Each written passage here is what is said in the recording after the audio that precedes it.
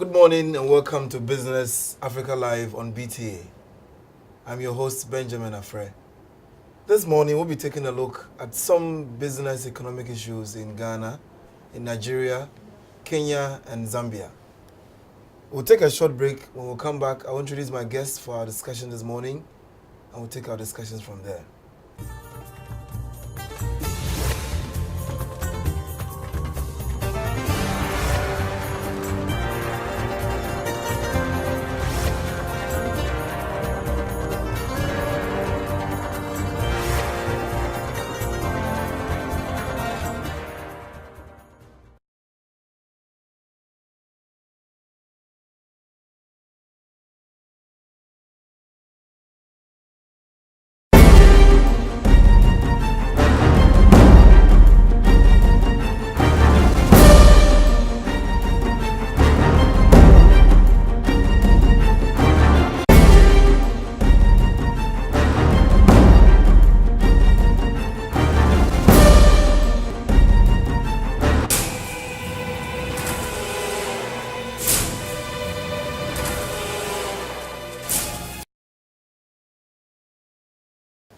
Welcome back.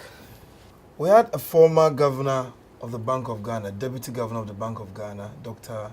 Mahmoud Bawumia, giving a lecture on the state of the economy. And one of the things that he said was that the economy is in crisis. Ghana's economy is in crisis. And gave some, prognosis of what could be happening to the economy. The weak fundamentals, the exchange rate depreciation, and all that. To do this discussion and the rest with me is Benjamin Aka, a stockbroker, an analyst from HFC Stockbrokers, and then Charles Amwakwata from Carl Brokers, and also an analyst and a stockbroker as well. Welcome, gentlemen. Thank you. Good to have you on our show. So is Ghana's economy in crisis, as Dr. Bawumia said during his lecture? Is it in crisis? Would you agree with that comment that he made? Charles, you can take. I think the description crisis is a matter of, subjectivity. Okay, so I would not like to go into whether it is in crisis by using that word to describe it, because after the lecture, I've also listened to a couple of economists who also say that we have problems. They don't call it crisis, but they say they are challenges.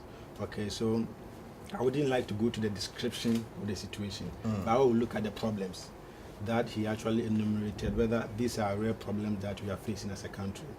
And on that basis, I would do agree with him, because if you want to assess the performance of every economy, there are internationally acceptable standards that you can use, okay? And he actually enumerated them, and these are actually rare. Okay, the twin deficit problem, budget deficit and current deficit. It's a problem. Current account deficit is a problem we are facing. The depreciation of the cedi against the major currencies, the dollarization of the economy. We are having energy crisis, energy problem since last 2 years, last year and this year. We have an energy problem. If you also look at our GDP growth target, we've not been able to achieve that. Okay, so at the end of the day, you realize that these are challenges that we are facing as a country. They are reality, and I do agree with him that they are real, and we need to find a way of addressing them. So for me, I think that these are problems that we are facing. The description has to do with the politicians. They can find any ways to describe them. Some say it is a crisis, others say it's a challenge, others say it's a problem. I think it's a problem that we are facing, and we need to put our heads together to see how best we can deal with them. You also think so? It's just you are not in crisis? I am disinclined to use the word crisis. I think, like he said, it's a matter of subjectivity. The person who is looking at the data will determine whether it's a crisis or not. Like you said, politicians tend to use a lot of words, so I'm not so inclined to use it. But yes, there are challenges. The weak fundamentals, like he pointed out, the budget deficit, current account deficits, those are real issues. So it's we have to tackle these issues head on, because as a country we need to move forward. And challenges, crisis, I don't know, so I won't go down that line. Why? Look, we've moved from a single-digit inflation that had run for almost 3 years consistently to now doing double digits. Yes. Our interest rates have gone up. Just recently, the Bank of Ghana had to show up the interest rates, move it to about 28 to increase the prime rates, and that has also had its own effects on the treasury bill rates, going up to as high as 23 as I speak with you. You have situations where energy, is a serious issue now. Industries are complaining. From last year, you saw some of the performance of some of the listed equities, especially those in manufacturing.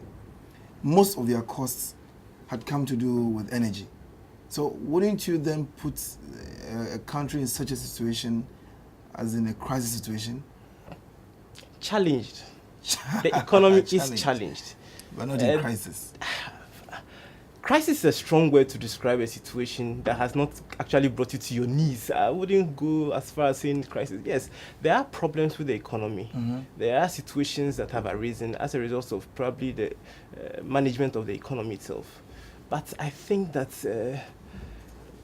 the government has come out to say that they are working on these things. Some of these things are not quite new. The depreciation of the cedi is not exactly a new thing. Statutory payments, for example, have been in arrears for a while. Some have been in arrears since June of last year.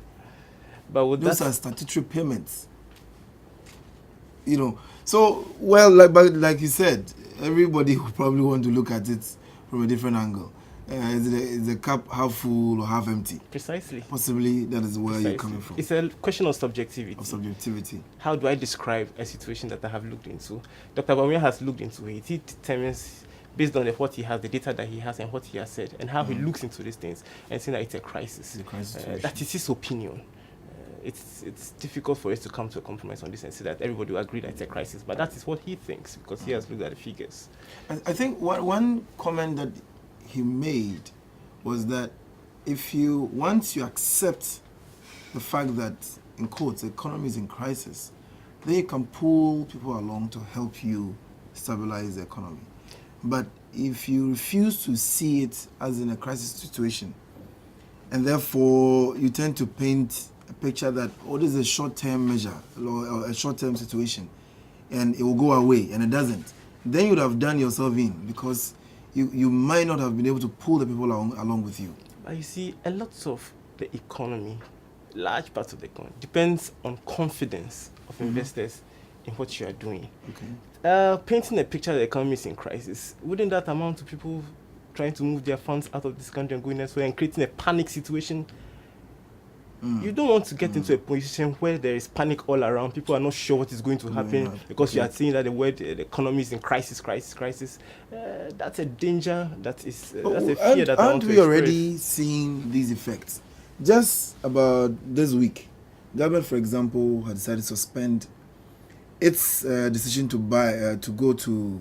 borrow more from the euro market, the euro bond, because of the fear that you would have not a single digit interest rate, but possibly a double digit interest rate on those loans.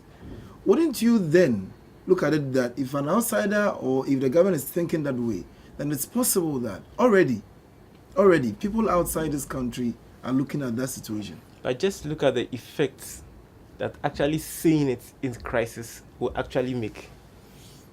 You would rather you don't say it, even though I would rather you tackle the issue head on.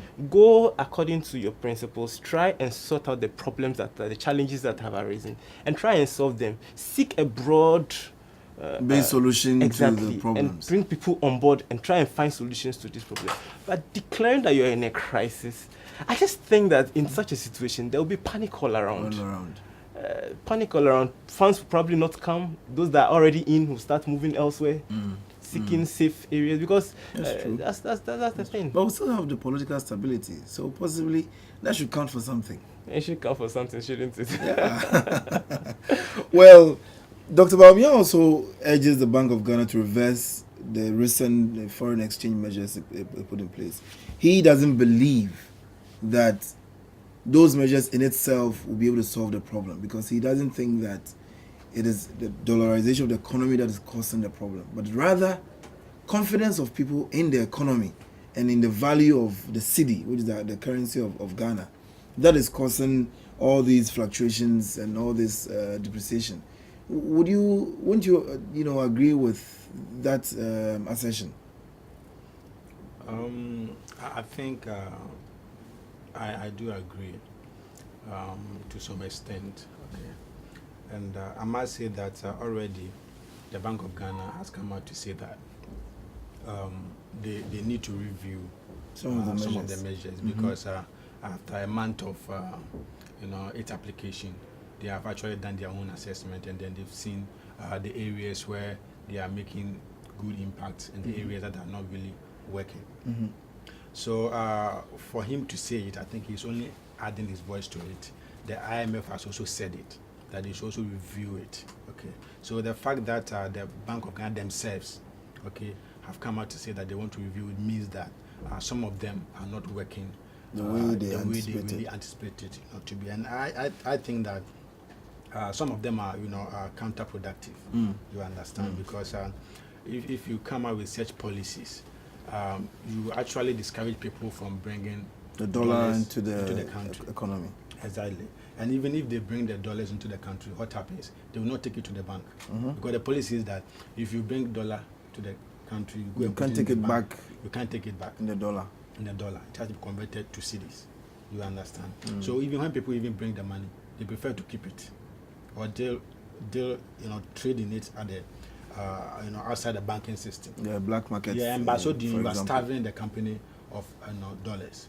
You understand? So I do agree that that aspect need to be done, and you and I agree that Zambia, for example, had a similar policy in place, and after 2 years of operation, they have realized that it's counterproductive.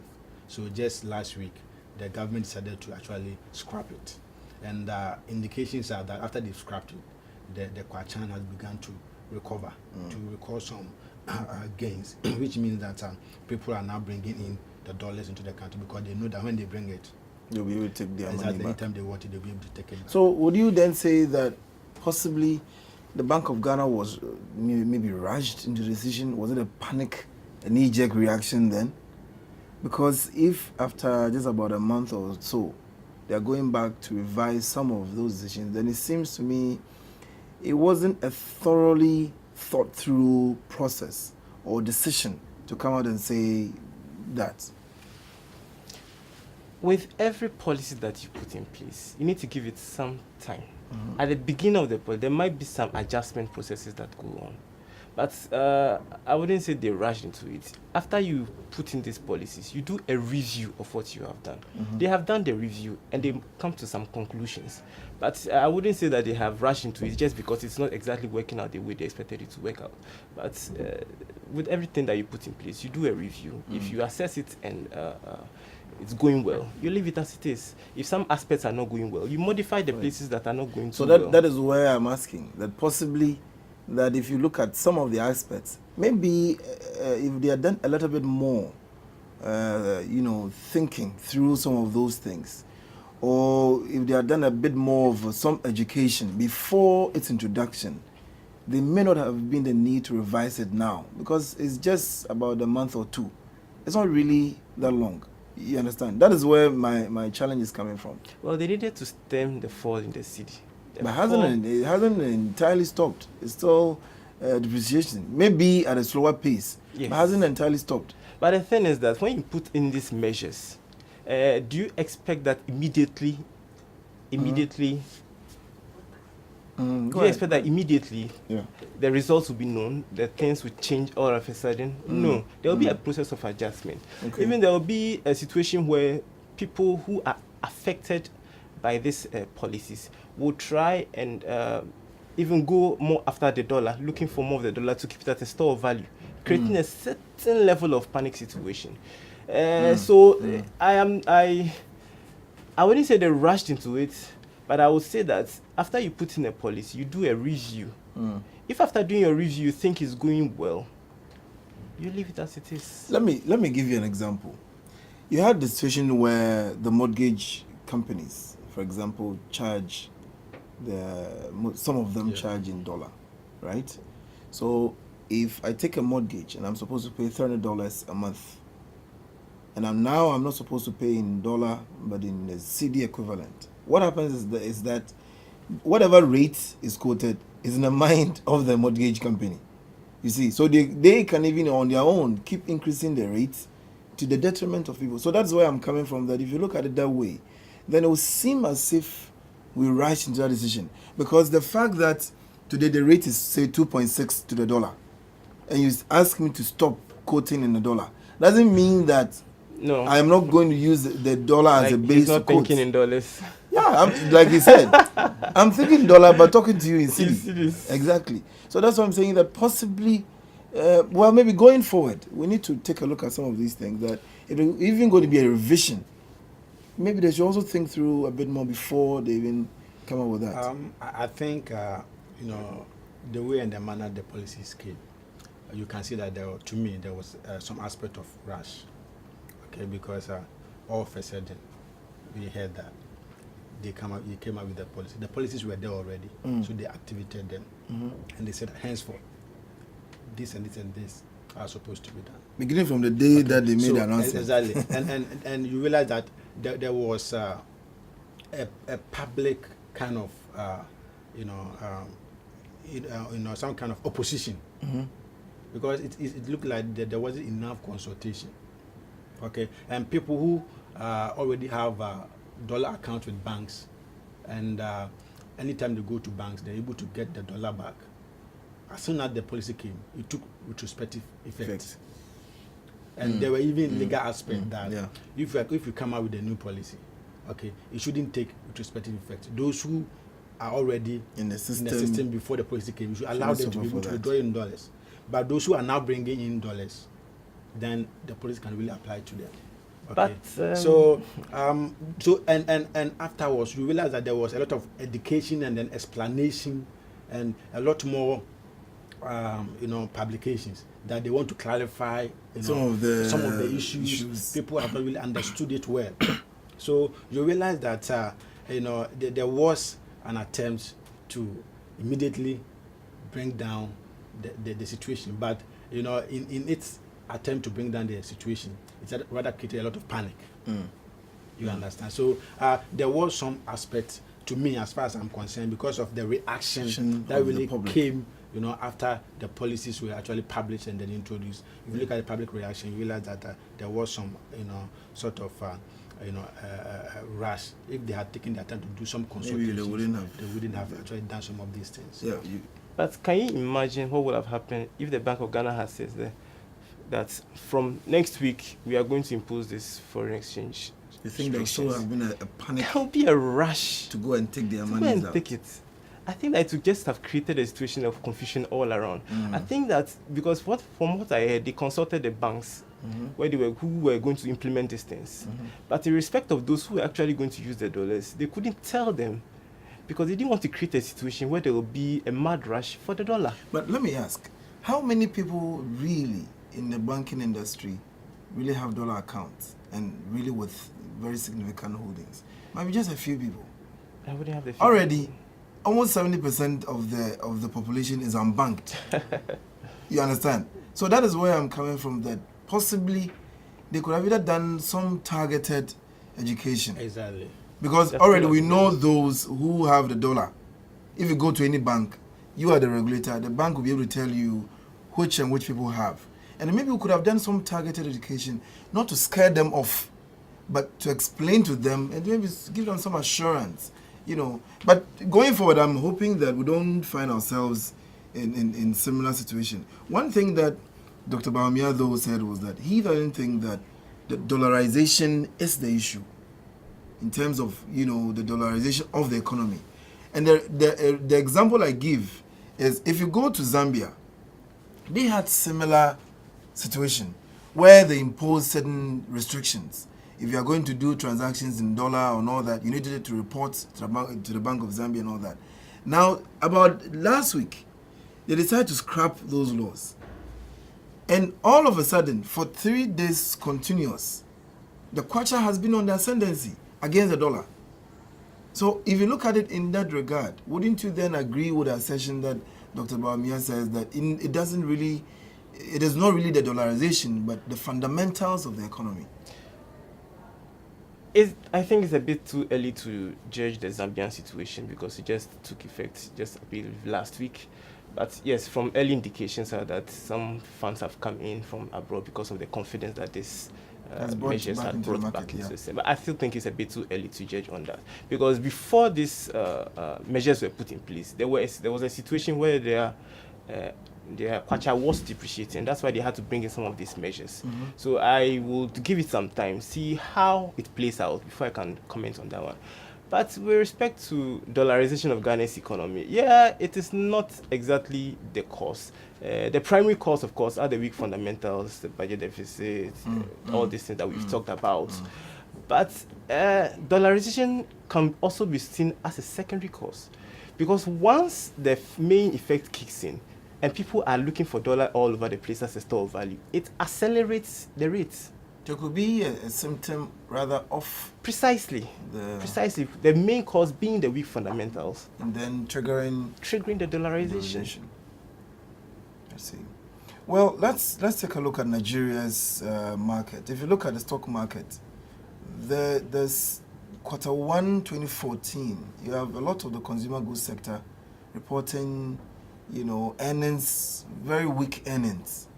And most of it is attributed to the fact that if you look at the northern part of Nigeria, because of the situation with Boko Haram, the distribution has become a problem because nobody really wants to venture and go out there. Looking at what is happening in Q1 and the weakening security situation up north, do you foresee this trend continuing? I think I read the report, okay, and the report has actually attributed about three reasons why they believe that the Q1 results will not be impressive. Yeah. And they have listed this security issue, the Boko Haram, which has been lack of distribution. Yeah, lack of, which will actually hamper the distribution of their products, okay? And then the fact that some of the raw material they use for production are also going up, so it will affect the cost of production. Yeah. And then the last thing has to do with the fact that seasonally, normally first quarter, yes. Demand is very low. Yeah. You understand? So these are the factors, and I think that as long as the first quarter is a seasonal problem, definitely to affect them because it's a seasonal problem. Okay, and then with the Boko Haram issue, it has been with Nigeria for some time now, and it's one of the security threats that they are really fighting with that they've not been able to succeed yet. They might have succeeded to some extent by bringing it down, but it is still an issue that they need to battle with going forward. So I do agree with the research report, giving the factors that are likely to impact on the performance of the fast-moving consumer sector. So maybe I think for the first quarter, but I believe that once the first quarter is over, and then the lean season is also over, and maybe the managers of the economy try to put things in order to see to it that they also bring inflation down. I believe that maybe things will pick up. Do you also think so? Well, I sort of have a very slightly different thing. Boko Haram has been with the Nigerians for quite a while now, even last year. Yeah. But then the companies churned out very, very impressive results. That's true. In spite of the fact that Boko Haram was raging in the northeast. That's true. So I will not be so quick as to ascribe their weak earnings to the Boko Haram issue because evidence suggests that it didn't affect them too much last year. However, with respect to the seasonality of it, yes, I do agree. Demand sort of lowers down in the first quarter as a result of the Yuletide. Consumers sort of want to hold on a bit to their funds. So I tend to agree with that one. But with the Boko Haram issue, they're doing quite well, at least as evidence from the results of last year. You don't think, for example, the fact that it is hampering the distribution of produce or products of these companies, because the northern regions seem to have quite a very good population as well. Well, distribution, there will be a problem, But I think that The effect will somehow not be that big. the effect will not be that big because the companies have found a way around it. Okay. Because I am just looking at the evidence of last year's result, first quarter, second quarter, third quarter, fourth quarter, from these companies, Okay. and realizing that they made impressive results. Yeah. So they must have found a way Around the problem. Boko Haram problem. Mm. That's what I think. Still in Nigeria, currently China is experiencing very slow growth. And Nigeria seems to also have very good relationship with China in terms of trade. Now, with China's slowing growth, there is the potential to affect Nigeria because it looks like they are doing very significant business with them. Now, if that is going to happen, that is, if it is going to happen at all, do you foresee any serious impact on Nigeria's economy? Nigeria's economy, there will be some impacts because if the China imports a lot of raw materials from Nigeria as well as most African nations, their growth is slowing down, which means that the volumes that they will probably require will lower. Which means that the export earnings that these African companies will earn will lower.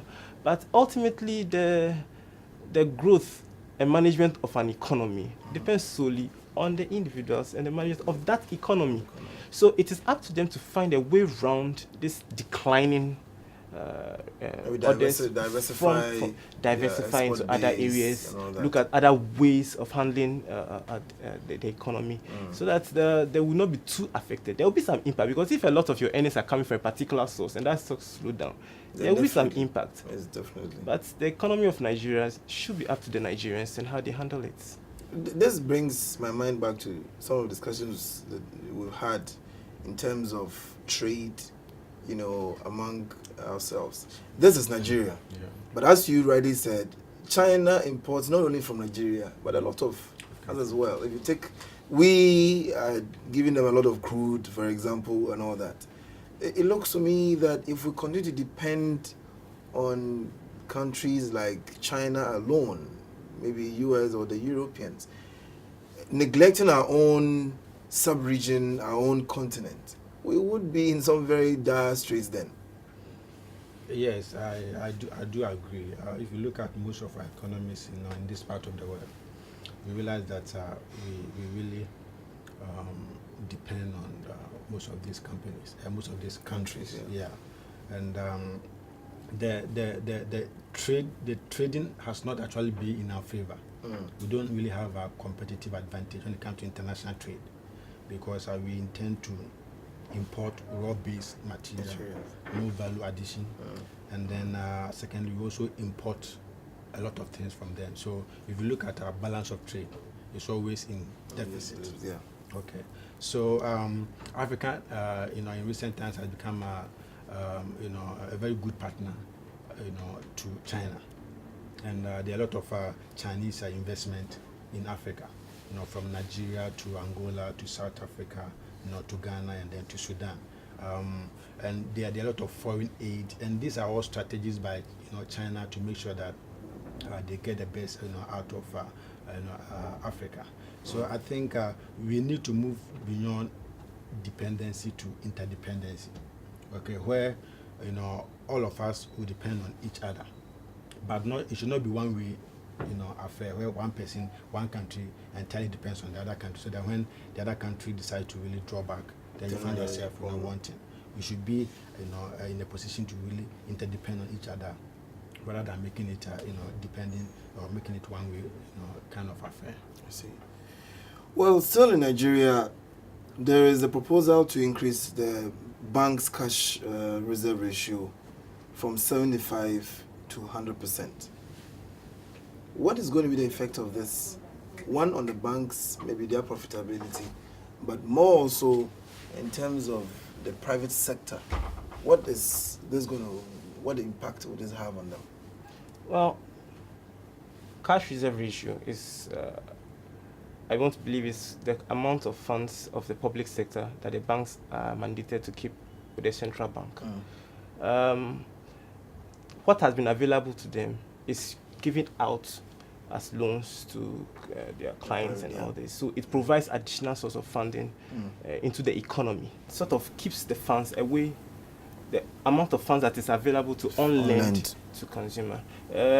What that happens, that cost of capital then is driven up because you are no longer getting the cheap source of funds as you were getting. Cost of capital, interest rate rises, cost of doing business generally then will rise.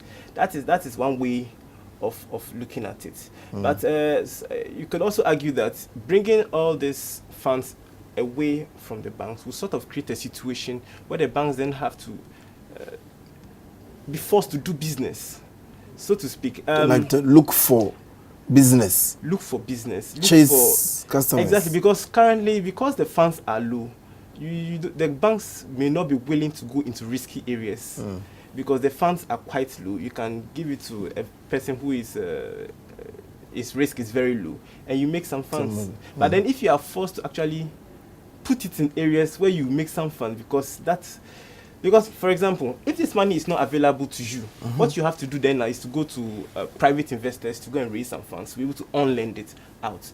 Those ones don't come cheap. Exactly. But so that you would have to give it out to areas where you get even more rates than what you are receiving for it.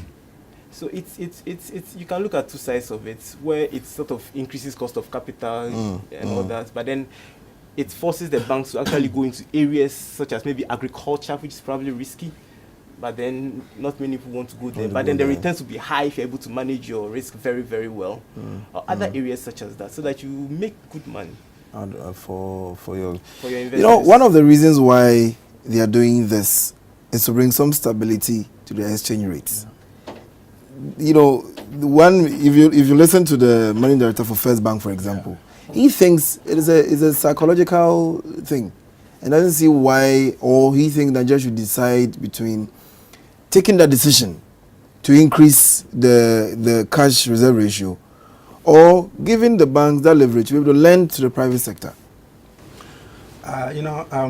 This is a policy issue, so it depends on the policy direction of the central bank. Okay, because when you talk about cash reserve ratio, you talk about the monetary policy rate. These are all tools that central banks use to control or ensure that there's price stability in the economy. So, is it about price stability, or is it about both? So, anytime central bank or managers of an economy sit down to review an economy, they try to find out what do we want to achieve. Do we want to achieve price stability? Do we want to encourage growth? Or do you want to do both? If you want to do both, you have to then strike a balance. True. Yeah, exactly. So from the way things have been going in Nigeria, you realize that there's a pressure on the naira, and for that reason, the naira has depreciated against the dollar. Okay, this year. Okay, some depreciation. They have actually depleted their foreign exchange reserve. Okay, it has come down to, I think, the lowest in recent times, about $37 billion for now. Yeah. There is also inflation on the rise. So looking at this trend, what should be the policy direction of the central bank to ensure price stability? So what you do is that you try to, withdraw money. Take some more money from the system. Okay. So you don't actually allow banks to give out more money. So whoever brings money to the bank, whether private or public, you try to really reduce or limit the amount of money that the banks can give out, so that more money will not go into the system to lead to inflation. Okay, to also put pressure on the naira. So I think that the policy direction of the central bank and the government is to, at the moment, bring about price stability, and at the same time also ensure that companies will also have access to, cheap money, so that they can also, bring about some growth. The difficulty I have is that, good as it may be to want to stabilize the exchange rate, if you're not careful, you also starve the real sector from real cash or real investment. Because if you're reducing how much the banks can on-lend to the private sector, then, like Ben was saying, there is a tendency for interest rates to go up. Because whatever that I have, then there is a need to make maximum out of it. That is what I think. I don't know if you... Yeah, but they always have to strike a balance, okay? Every policy you implement, it has positive effect and negative effect. There's no policy that you implement that will only give you one side effect. But at the end of the day, what you have to do is that you need to strike a balance, okay, to make sure that the gains far outweigh exactly the negatives. So that is why the bank decided that the policy rate should be maintained at 12%.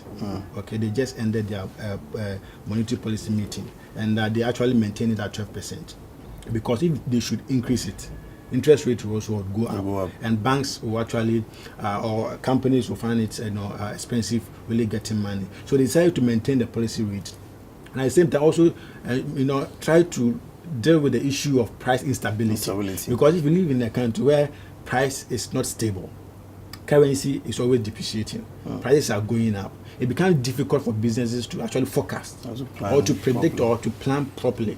You understand? So it should be a balanced.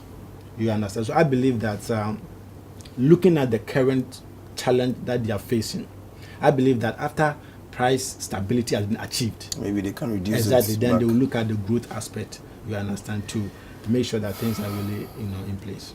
To add to that, let's not forget that next year is an election year in Nigeria. Well, and in election years, somehow in Africa, the figures are important. There are a lot of funds all over the place, so it may be a way to curb all these excesses that may be there. I see. Well, viewers, we'll take a short break. We'll be right back.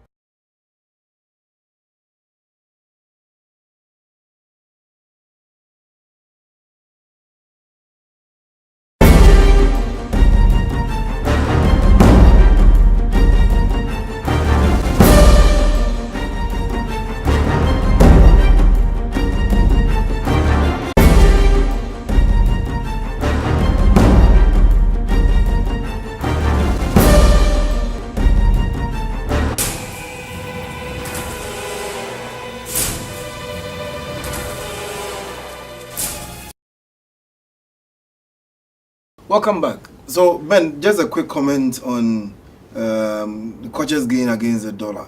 Like we said earlier, they had scrapped those policies that ban the use of the dollar in their economy.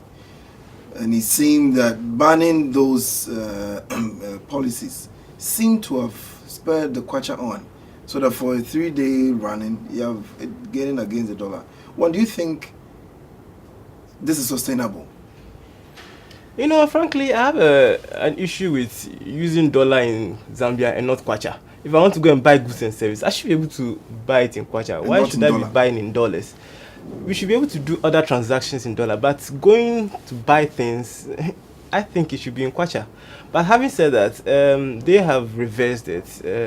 I think it's a bit short to do a proper review of how it is working, because it's like you said, Kwacha has been appreciating for quite a bit now because of this reversal.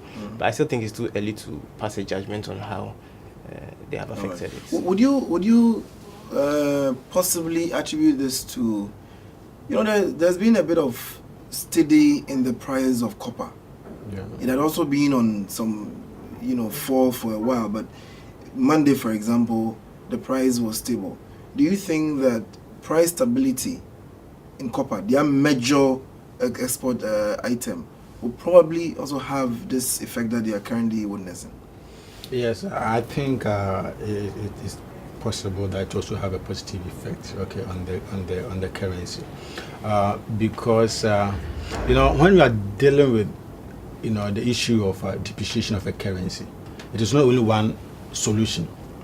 The problem might have been contributed by a number of issues. So you have to tackle it from different angles. You don't have to only use one policy option to try to address it. So I believe that the issue of scrapping this policy, which has started yielding positive result, is good. But other policy options should also be looked at to support it, to make it more sustainable. And as you just said, the copper has actually lost value this year, and it's a major revenue, to Zambia. But my information is that it is almost at the bottom.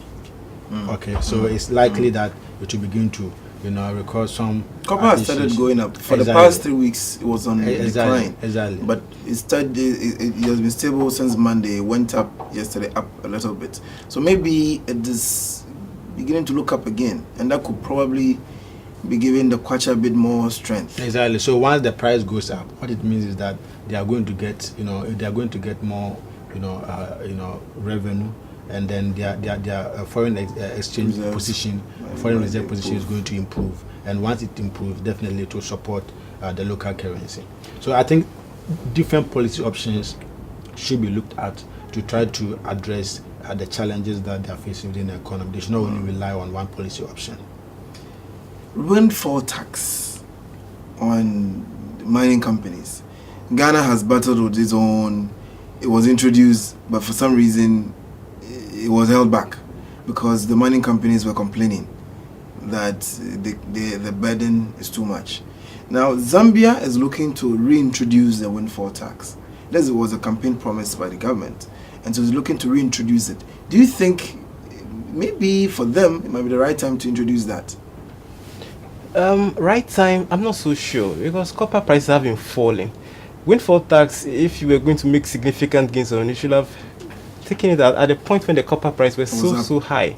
So probably it's a bit late in the day, but I guess it's never late, better late than ever. I think windfall tax, it provides some amount of revenue to the economy, to the government, to be able to pursue its agenda. I don't think it's a bad thing on its own. I'm not sure whether the mining companies have actually said they don't want it. It's just I think that they have issues with how it's going to be administered. So I don't know about the Zambian situation too much, but I think that they could have brought this thing on at a time when the prices of copper were very, very, very So possibly high. maybe the time might not be. That's true. Right. I think is the timing. Okay, so I look at it in two ways.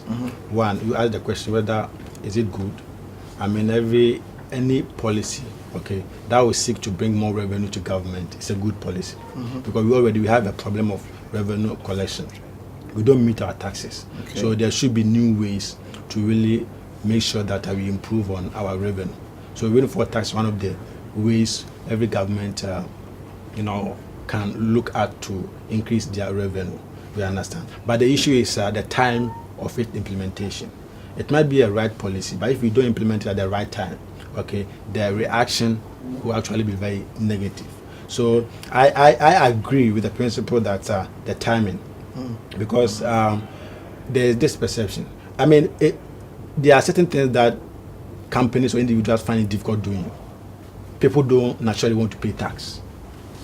Companies don't naturally want to pay tax, even if they make super abnormal profits. They want to pay tax. Exactly. Just as individuals don't want to pay tithe. So making some of these payments are very difficult.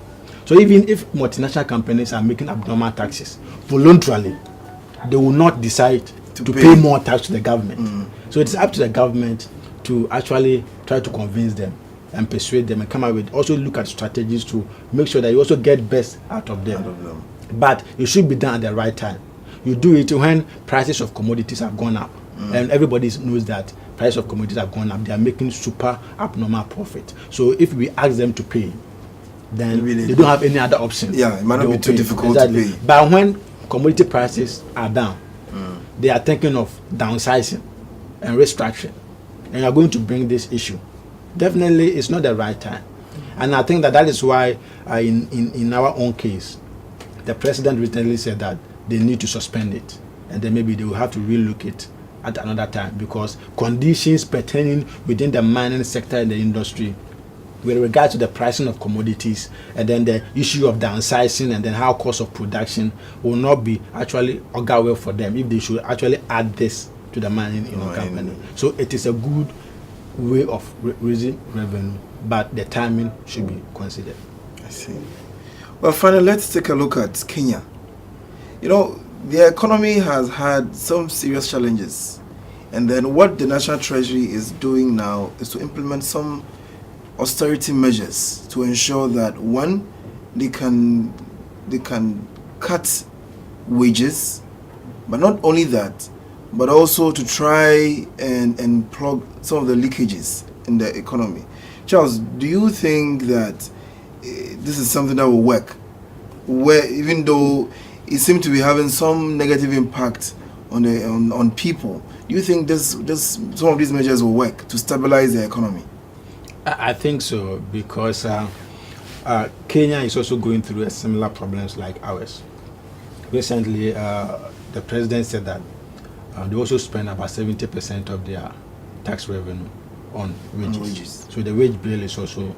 Is that really true? Well, we'll take that so that is the report. Yeah, that they spend about 70%, just as we also spend around that same figure on wages. Yeah. And so the budget deficit is huge. It is widening. Okay, so the government actually has decided that they need to cut down costs. Okay, and then plug loopholes. And the government proposed that.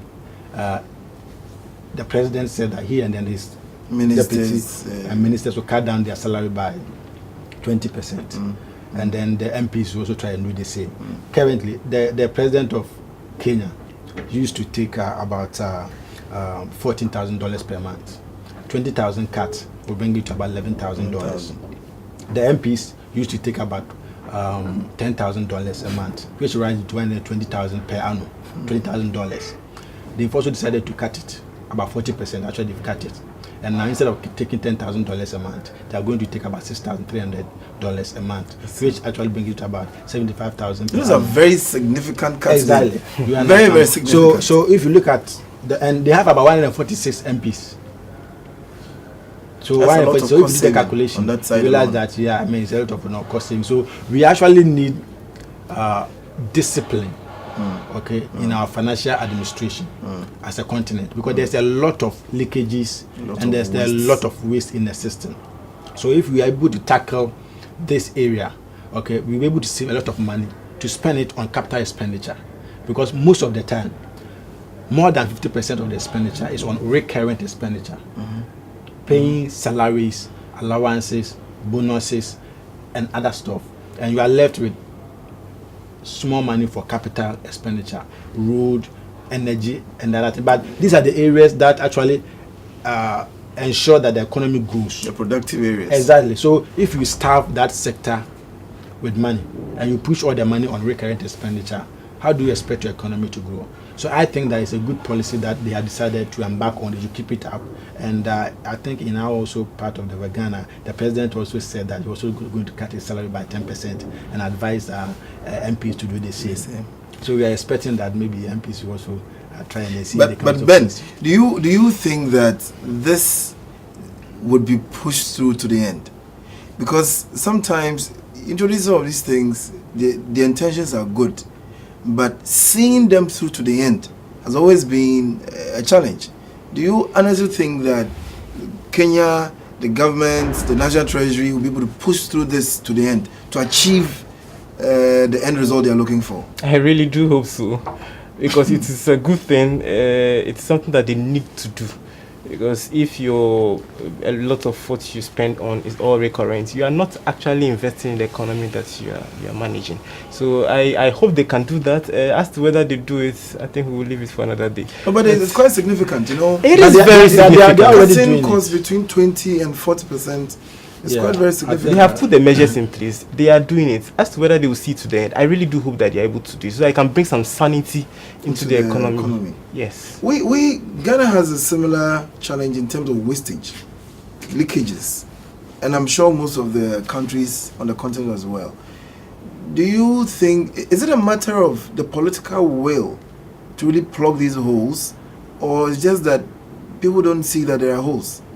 I believe people see there are holes. I believe that they are trying to do something about it. I think it's a collective effort that needs to be put in place, because the government sitting at Flagstaff House alone cannot do much if the people themselves, who are supposed to look into these things are not doing the thing. Because this thing about biometric registration. Oh, you mean the what do you call it? The wage thing. The biometric registration for public sector people, exactly, to eliminate their names, ghost names, and all.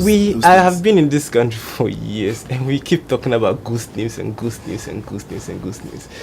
I think governments have come and governments have gone, but they have all tried to solve this thing.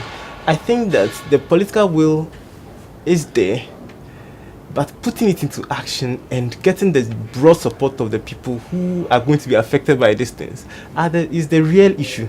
It's a real issue, because sometimes it is not the person who is at the top Flagstaff house, but those who are at the district level, the ones who are those who are supervising those who are. Because if a teacher doesn't come to work for 3 days, 1 week, 1 month, and the supervisor does not see the need to report it and take action, and at the end of the period they come for their salaries and things, it's nothing will change. Nothing will change. But the other issue is that, I mean, he said the political will is there. I don't think the political will is there. Because most of the time, decisions are based on economic benefit or versus political benefits.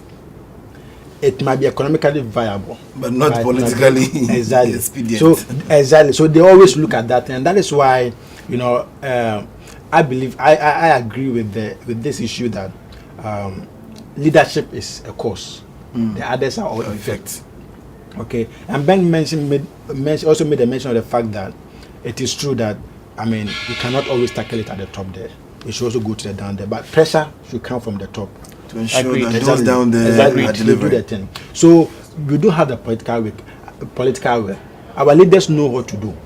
Yes, and they won't do it. But they always, I think that they put the politics ahead of economics, or they put the party ahead of the nation, and they always say that you know, this is national, you know, for the ordinary people. That's what they talk by their words, but their action. You already see that. I mean, it's either politics ahead of economic, or it's about the party ahead of the nation.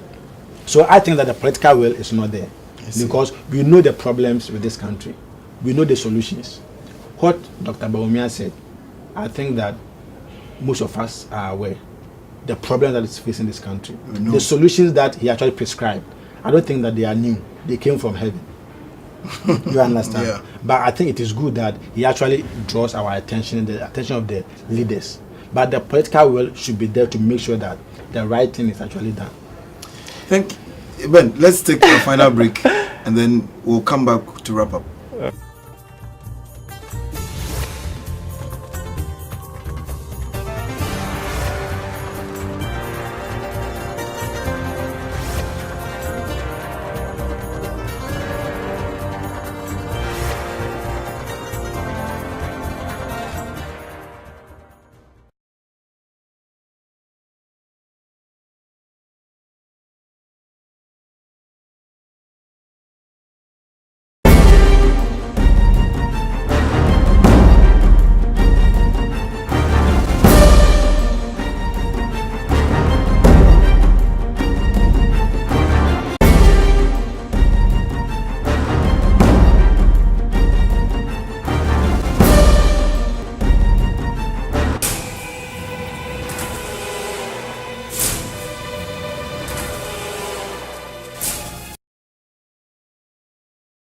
Welcome back.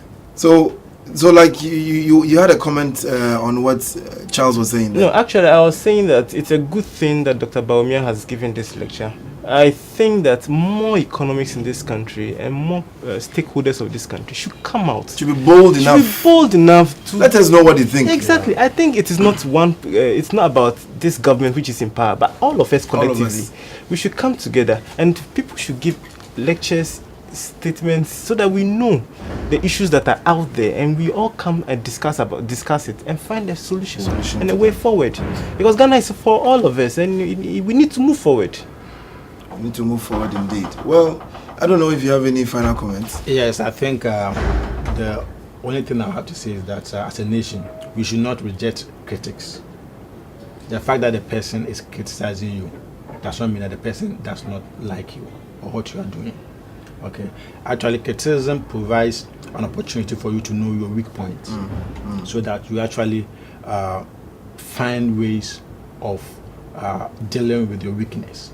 So what Dr. Bawumia actually has put forward has actually pointed some weaknesses within the economy, and at the moment it's up to the managers of the economy to take it on board and see what they can apply, and then apply it, so that at the end of the day it will be better for all of us. So criticism is good. Criticism is good. So don't criticize the messenger. It is a message, what they bring along, that we should be concerned about. For me, as I always say, and what this show wants to bring, is that not only do we promote trade within Ghana as a country, but also to promote trade among ourselves as a sub-region, as an African continent. Because if we don't do that, no one else will build our countries and our continents for us. I want to thank you, Benjamin and Charles, for being with us this morning. It's always a pleasure to have you, and I'm sure we'll be seeing more of you these days. Thank you and have a good day. Viewers, I want to thank you once again for being with us this morning. This has been Business Africa Live on BTA, and I have been your host, Benjamin Afre. Have a good day. We'll see you same time tomorrow.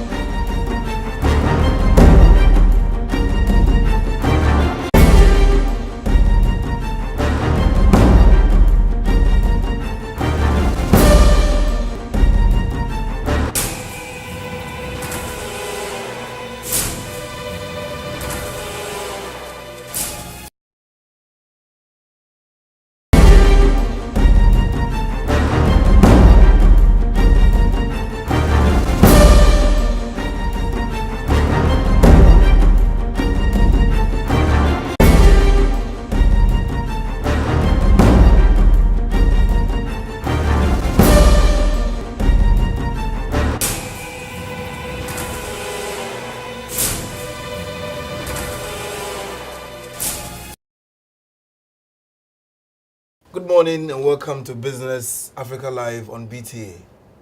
I'm your host, Benjamin Afre. This morning we'll be taking a look at some business economic issues in Ghana, in Nigeria, Kenya and Zambia. We'll take a short break. When we'll come back, I'll introduce my guests for our discussion this morning, and we'll take our discussions from there.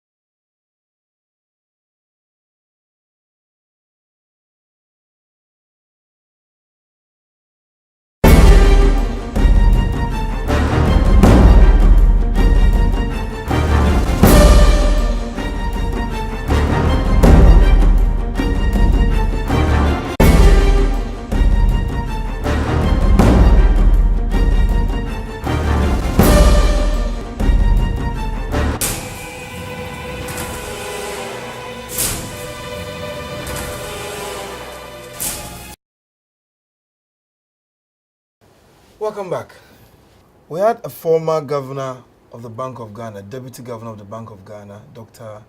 Mahmoud Bawumia, giving a lecture on the state of the economy. And one of the things that he said was that the economy is in crisis. Ghana's economy is in crisis. And gave some, prognosis of what could be happening to the economy. The weak fundamentals, the exchange rate depreciation and all that. To do this discussion and the rest with me is Benjamin Aka, a stockbroker, an analyst from HFC Stockbrokers, and then Charles Amwakwata from Carl Brokers, and also an analyst and a stockbroker as well. Welcome, gentlemen. Thank you. Good to have you on our show. So is Ghana's economy in crisis, as Dr. Bawumia said during his lecture? Is it in crisis? Would you agree with that comment that he made? Charles, you can take. I think the description crisis is a matter of, subjectivity. Okay, so I would not like to go into whether it is in crisis by using that word to describe it, because after the lecture, I've also listened to a couple of economists who also say that we have problems. They don't call it crisis, but they say they are challenges. Okay, so I wouldn't like to go to the description of the situation, but I will look at the problems that he actually enumerated, whether these are real problems that we are facing as a country. And on that basis, I would do agree with him, because if you want to assess the performance of every economy, there are internationally acceptable standards that you can use, okay? And he actually enumerated them, and these are actually rare, okay? The twin deficit problem. Once you accept the fact that, in quotes, the economy is in crisis, then you can pull people along to help you stabilize the economy. But if you refuse to see it as in a crisis situation, and therefore you tend to paint a picture that, this is a short-term measure or a short-term situation, and it will go away, and it doesn't, then you would have done yourself in, because you might not have been able to pull the people along with you. But you see, a lot of the economy, large parts of the economy, depends on confidence of investors in what you are doing. Okay. Painting a picture that the economy is in crisis, wouldn't that amount to people trying to move their funds out of this country and going elsewhere and creating a panic situation? You don't want to get into a position where there is panic all around. People are not sure what is going to happen because you are saying that the economy is in crisis. That's a danger. That's a fear that I want to express. Aren't we already seeing these effects? Just about this week, government, for example, had decided to suspend its decision to go to borrow more from the euro market, the euro bond, because of the fear that you would have not a single digit interest rate, but possibly a double digit interest rate on those loans. Wouldn't you then look at it that if an outsider or if the government is thinking that way, then it's possible that already people outside this country are looking at that situation? But just look at the effects that actually saying it in crisis will actually make. You would rather you don't say it, even though I would rather you tackle the issue head on. Go according to your principles. Try and sort out the problems the challenges that have arisen, and try and solve them. Seek a broad base solution. Have gone up. Just recently, the Bank of Ghana had to show up the interest rates, move it to about 28 to increase the prime rate, and that has also had its own effects on the treasury bill rates, going up to as high as 23 as I speak with you. You have situations where energy, is a serious issue now. Industries are complaining. From last year, you saw some of the performance of some of the listed equities, especially those in manufacturing. Most of their costs had come to do with energy.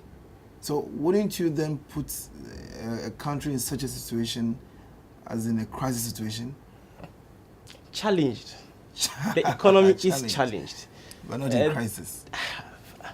Crisis is a strong word to describe a situation that has not actually brought you to your knees. I wouldn't go as far as saying crisis. Yes, there are problems with the economy. There are situations that have arisen as a result of probably the management of the economy itself. But I think that the government has come out to say that they are working on these things. Some of these things are not quite new. The depreciation of the CD is not exactly a new thing. Statutory payments, for example, have been in arrears for a while. Some have been in arrears since June of last year. But those are statutory payments. So, like you said, everybody will probably want to look at it from a different angle. Is the cup half full or half empty? Precisely. Possibly that is where you're coming from. It's a question of subjectivity. How do I describe a situation that I have looked into? Dr. Bawumia has looked into it. He determines, based on what he has, the data that he has and what he has said, and how he looks into these things, and saying that it's a crisis. It's a crisis situation. That is his opinion. It's difficult for us to come to a compromise on this and say that everybody will agree that it's a crisis, but that is what he thinks, because he has looked at the figures. I think one comment that he made was that budget deficit and current deficit is a problem. Current account deficit is a problem we are facing. The depreciation of the CD against the major currencies, the dollarization of the economy.